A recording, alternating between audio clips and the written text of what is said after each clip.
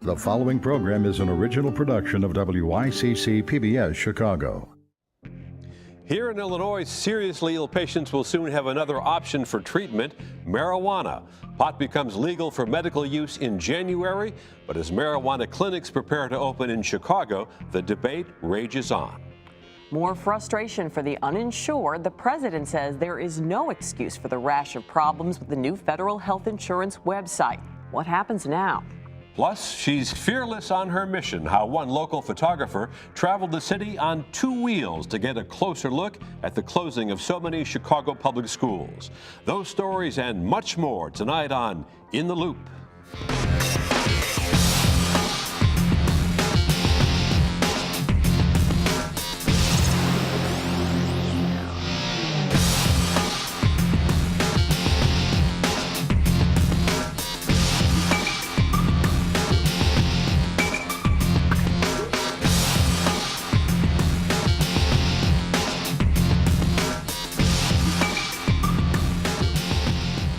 Good evening, I'm Chris Bury. And I'm Barbara Pinto. Tonight, a closer look at Illinois' medical marijuana law. It takes effect January 1st. Illinois is now the 20th state in the nation to legalize medical marijuana, and more states are likely to approve it soon.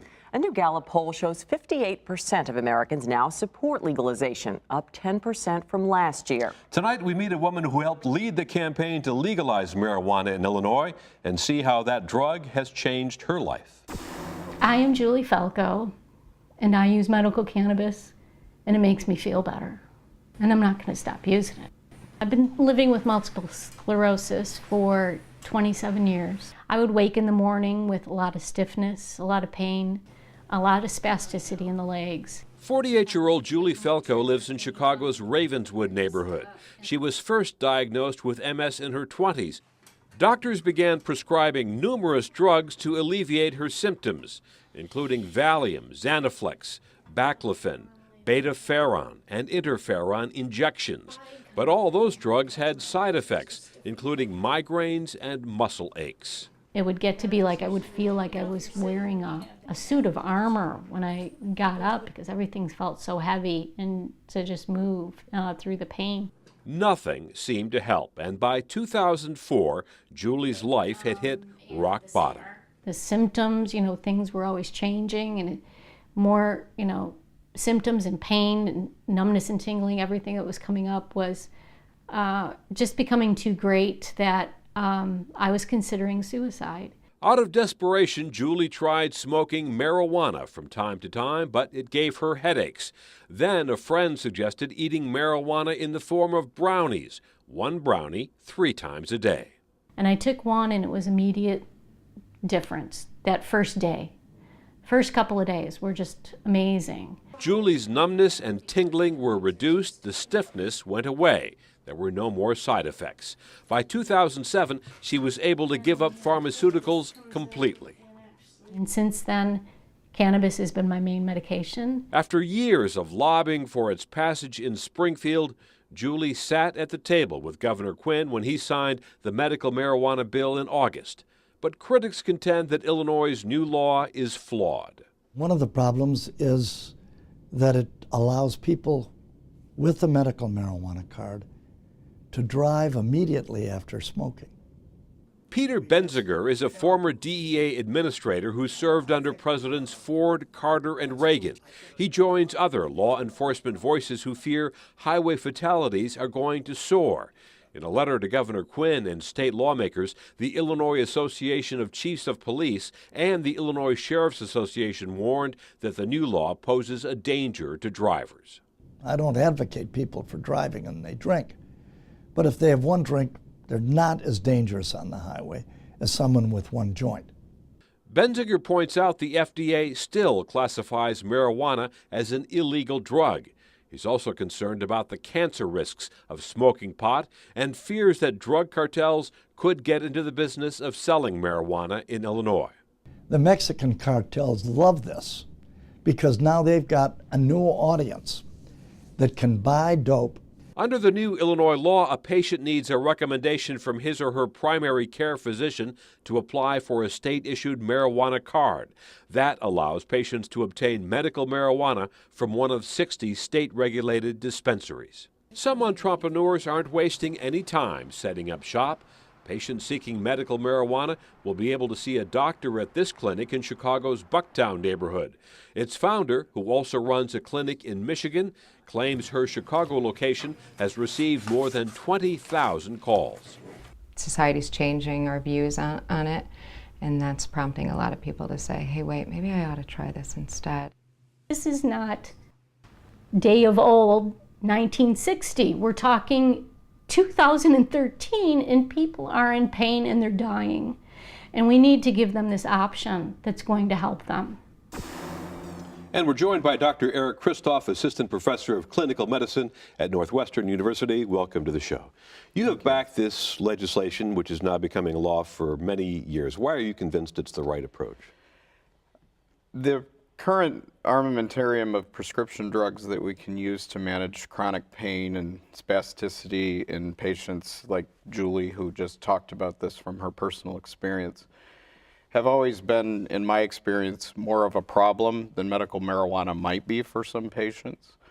And with respect to the impairment concerns, if people knew how many people were driving their cars right now after taking Ambien to sleep the night before, or benzodiazepines for their anxiety, or painkillers, it would put those sorts of concerns in proper context, because marijuana is not nearly as impairing as things we prescribe. So you're every saying day. that those concerns that we just heard from the former DEA administrator, the sheriffs, the chiefs of police, you think that is overblown, worrying about these people having marijuana and going out causing accidents? I absolutely believe prescription drugs can be far more dangerous. Many of these patients take more than one impairing prescription drug.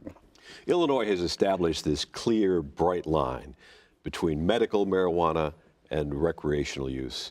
States have different approaches. 2 states now, Colorado and Washington, have approved recreational use. Many others just use medicinal marijuana.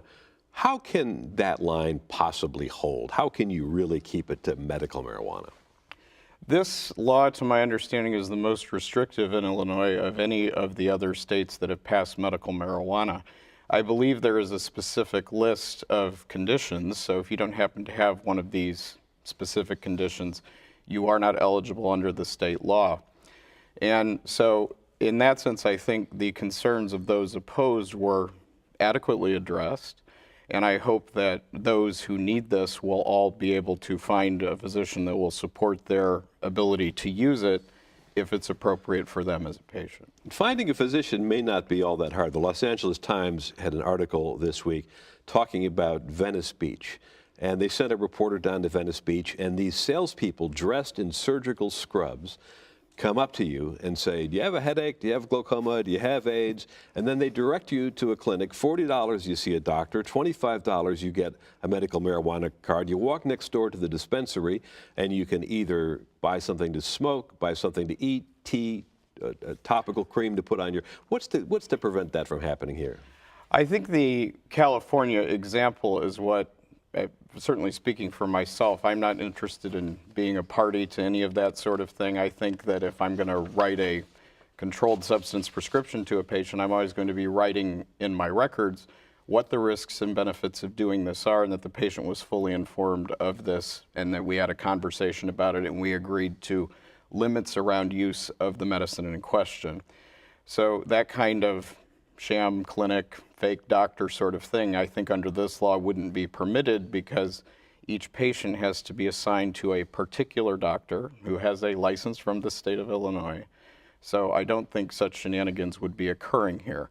I can't speak to how this would go with, a retail clinic sort of approach, but I think those of us that work in traditional medical settings, and many of us, myself included, are employed, so we would have to be following certain guidelines and risk management procedures that would be imposed by whoever we worked under or with. What are the guidelines for dosage? For example, marijuana comes from the plant.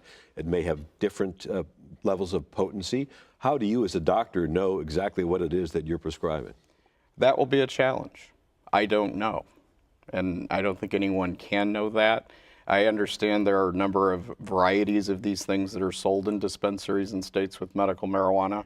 So since I have no training in that as a physician, it's like a lot of other things I've learned in the last 17 years. You learn as you go. You learn with individuals that you're working with closely when you're in territory that you don't really understand very well. Is there a state standard for dosage or none?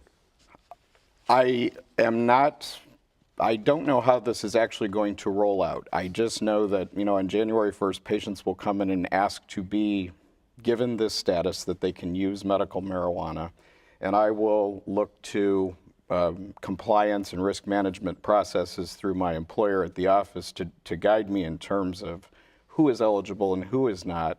But the discussion about dosing will be one that I'll have to have with individual patients, just like with any other drug I prescribe. You saw the poll that we put up there at the beginning of this program. There is now an overwhelming majority, huge gap in favor of legalizing medical marijuana, larger than any that has existed in more than 4 decades. Do you think that this society and here in Illinois has reached a tipping point, that public attitudes have definitely changed here? I think people have come to know others in their personal lives who have benefited from marijuana as medication.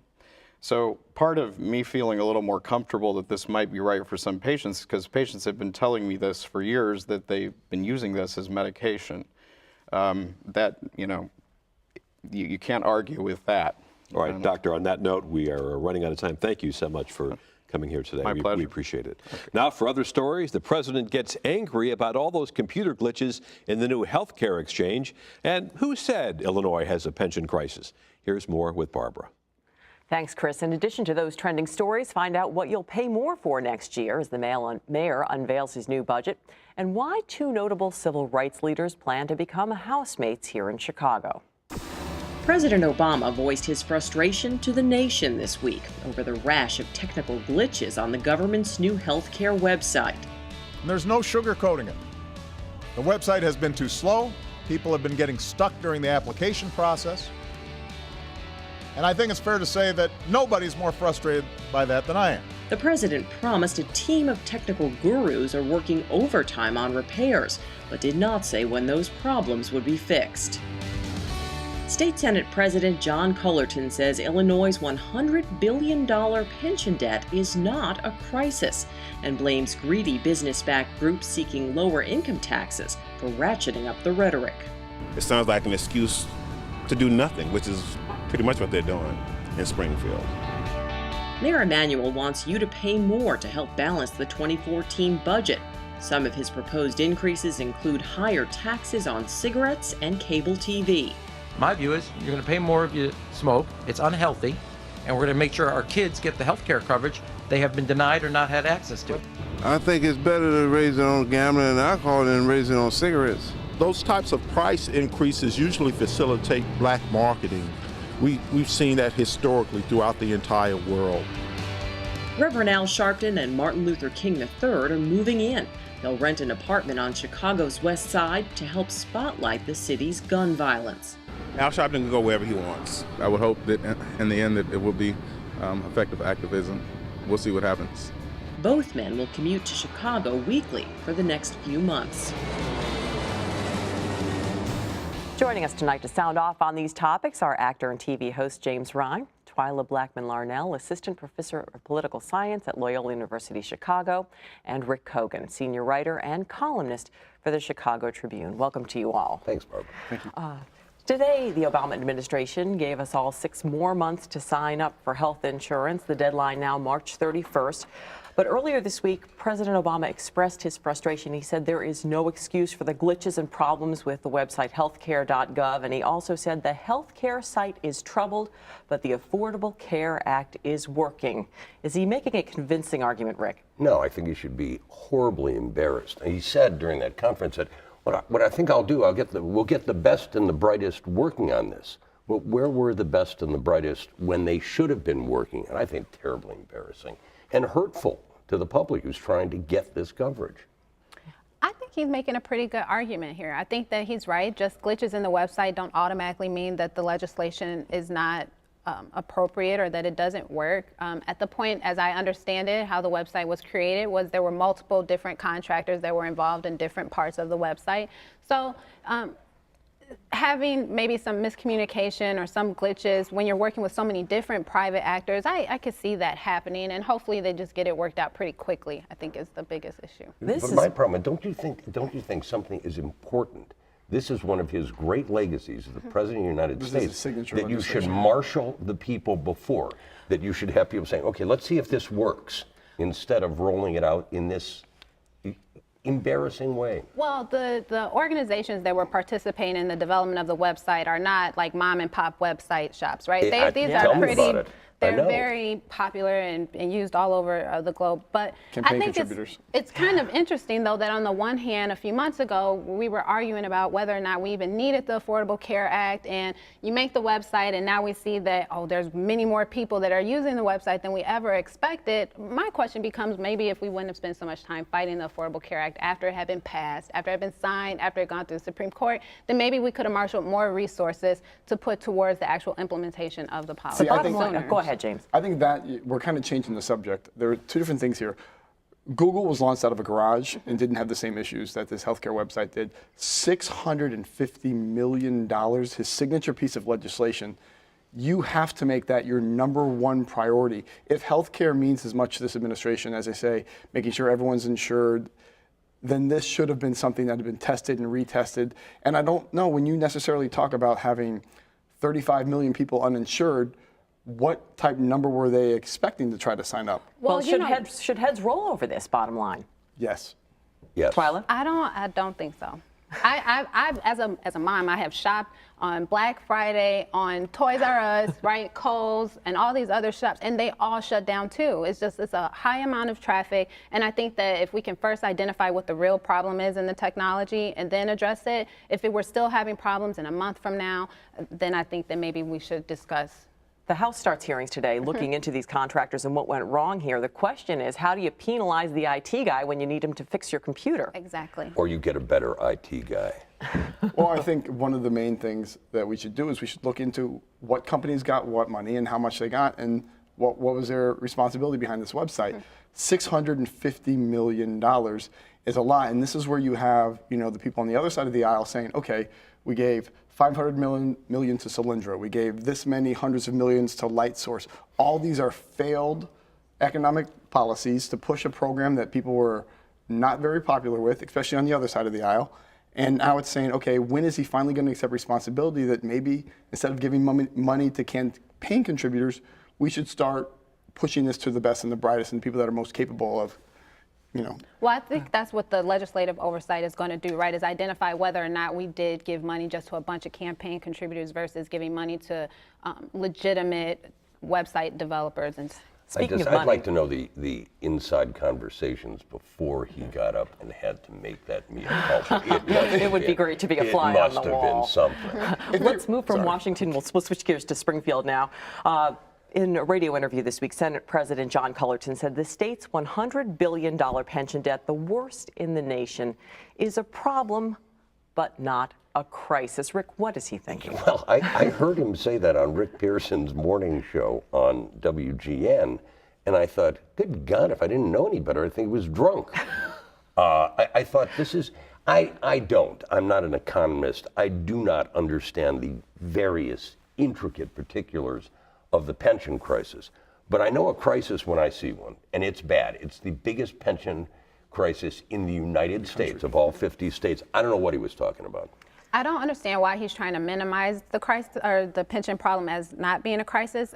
I think the argument that he's making is that since 1996, Illinois has been contributing more money to the pension fund, right, because of legislation that compelled them to do so. And so he's arguing that if instead we do not let the tax increases expire in 2015 with personal income tax and these other taxes, if we don't let them expire, then the amount of revenue that we'll continue to bring in should cover the cost of contributing to the pension. Right? He's arguing that that we don't really need to look at the pension as a crisis as long as we keep the tax revenues at the levels that they're at. Does he have a point there? I'm not an economist either, but potentially it depends on how much revenue you expect to see after 2015. I'm hoping that this is one of those situations where he's not going to go on record saying this is, this absolute nightmare that I have to deal with. I mean, even a child can see that if you owe that much money in, unpaid for pensions, that this is a crisis. But he also doesn't want his constituents, the people, the unions, ones that support him, to start freaking out and panicking. And I think that's why, on the record, he's saying one thing, and hopefully off the record, he realizes he needs to fix himself. Another example where you'd love to know what the private conversations are between these groups in Springfield. Now, lawmakers are back in Springfield, but they decided after doing so much work the past 2 days, they're going to take today off. They'll cut their special session short. They'll be back in November. Yeah. I'm wondering, is the crisis here leadership?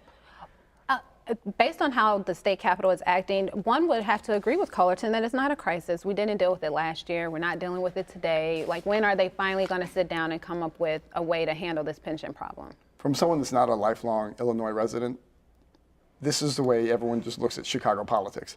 And the politicians here know that no matter how bad they make it, they're still going to be reelected the next term. And that's why there's no fear. Well, Mayor Emanuel isn't shy about calling the pension problem a crisis. He mentioned it a number of times yesterday in his budget address, and he said the city is perched at the edge of a fiscal cliff, and we need to consider doubling property taxes in the future if there is no deal in Springfield. Rick, will this move the needle down in Springfield? No. Again, he'd have to go down there and lobby very, very hard. I think what Rahm is really good at is honing in on something that sort of overshadows other problems, like Chicago's debt. I am not sure if they were able to totally fix the Illinois pension problem, that would benefit Chicago as much as he seems to think it would. You think? Yeah, he didn't make it quite clear how Chicago is being affected by the pension problem in Illinois. I think if he makes that part a little bit clear, then we may be able to buy into the fact that Chicago is, facing some pretty big issues as long as it goes unaddressed. I think my point of contention here is that, once again, with Rahm Emanuel, it's always increase in taxes, increase in taxes, increase in taxes. And this city is one of the most highly taxed cities in the nation. And if you're going to solve these problems, whether it's the pensions or other issues with the state spending, there has to be cuts. And the problem is nobody ever wants to hear that. But if you're going to raise taxes on the taxpayer saying, hey, we're asking you to pay this much more, why can we not ask the government to take cuts in certain areas as well? Now, good point. Next year, he's saying there's no property sales or gas tax increases in the city of Chicago, but he's looking at those increases. Are daggers. Yeah. Those are daggers in a politician. We have the highest gas taxes in the nation already.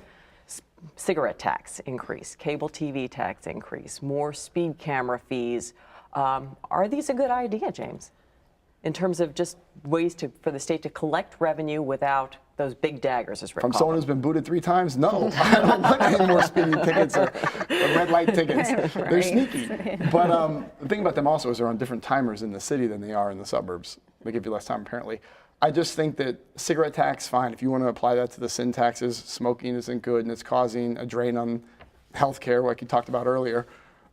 But at one point, you have to say that people have been taxed too much. We've watched businesses leave Illinois. We've watched your regular citizens leave to go to better economies and better environments. And it's just going to continue to perpetuate until they actually do something to stop it. But businesses and people aren't leaving Illinois because of cigarette taxes and entertainment taxes. That's not what's making people leave. It's bigger things. It's bigger things. These are the taxes you can't. Who is going to argue? Exactly. I used to smoke. I smoked for a long time. And now at the Intercontinental Hotel on Michigan Avenue, you walk in that gift store, you will pay $15.28 for a pack of cigarettes. Sounds perfectly reasonable. Same thing at the airport. Same thing at the airport. We're 15 minutes from Indiana right here. There's just going to be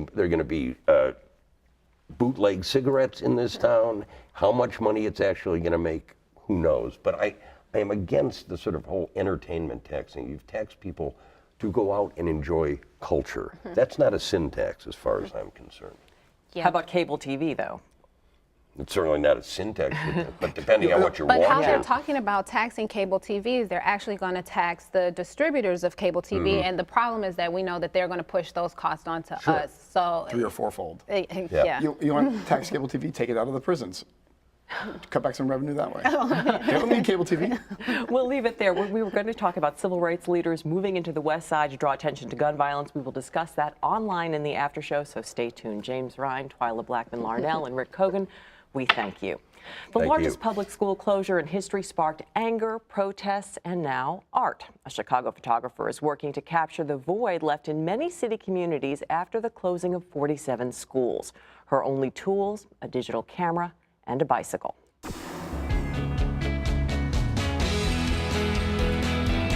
From behind her handlebars, Jessica Rodriguez set out on a journey that would take nearly 4 months, pedaling through 25 Chicago neighborhoods across hundreds of city miles. Her desire to make art out of loss, to show in pictures the impact closing 47 schools has on communities already in crisis. The working title currently is called Closure, and I would say, my goal with the series is to really be part of the dialogue and get people to see a little bit of a glimpse of what's going on over the summer of this closure. Some of these schools may very well be torn down and we will never see them again. So I do think that's important that we have records of those things. And I biked all over the place to photograph each one. It seemed important to me to not just take a car, drive there, get out of the car, take a picture, get back in, and to actually spend a little bit more time in these neighborhoods, to bike through them and to a certain extent take a little bit of a risk and put myself in these neighborhoods that are considered to be dangerous. I think it's important for us to go to these spaces and spend more time in them and to not just understand what's going on by spending more time in them, but to sort of stand our ground a little bit and say that these spaces belong to everyone within the city. Her experience went far beyond taking pictures. She watched the buildings, once cornerstones of their communities, lose their students, then their dignity. She saw the human toll, too. When I started out the summer, all the signs were still up on the schools, and as the summer started moving along, those signs started disappearing. They had been taken down or painted black or boarded up white. I met a lot of kids along the way as well, and getting to speak to them and hearing them talk about how they didn't want to change school. Not just the kids, I think, that I've gotten to encounter, but the people who live in these neighborhoods and these communities, but also people who work in these schools that now no longer have a job. And I think it's a lot of instability in areas that are already so unstable. I think a lot of people in the community were angry that weeds started popping up and adding to the fact that it was lowering their property value even more so than it already was in some of these areas that are already so hard hit. Jessica knew the risks as she pedaled through some of the roughest neighborhoods in the city, but she didn't let fear stand in her way. There were times where I was definitely a little bit scared, and as I continued throughout the summer to make more and more images, that sort of went away and I gained a little bit more confidence being able to go into those spaces. What she took away were photos that bear witness and connections to communities that worry about their futures and the futures of their children. More often than not, I encountered incredibly kind people, more so than I ever encountered any sort of violence. And I think out of all the work I've done, this experience has been a little bit more emotional to sort of see something like our education system just kind of crumbling away to a certain extent, and that, to me, it just seems incredibly sad. Jessica is still at work taking pictures inside those closed schools. To learn more about her project, log on to our website at WYCC.org. Well, that concludes tonight's show. Good night. Good night.